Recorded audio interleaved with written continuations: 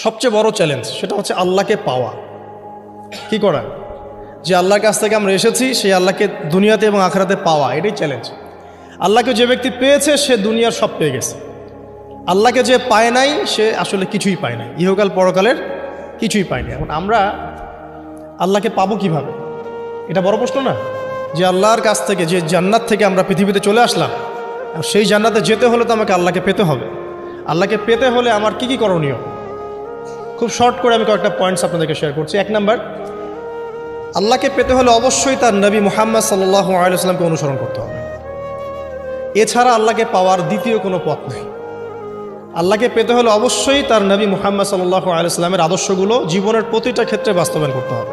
চলাফেরা, ওঠা বসা, খাওয়া দাওয়া, ইস্তেঞ্জা করা, মুআমালাত, ব্যবসা বাণিজ্য, অর্থনীতি, সমাজ, রাষ্ট্র, সব ক্ষেত্রে আপনাকে মুহাম্মদ সাল্লাল্লাহু আলাইহি ওয়াসাল্লামের তরিকা, আদর্শটাকে ফলো করতে হবে। তাহলে আপনি আল্লাহকে পাবেন ইনশাআল্লাহ।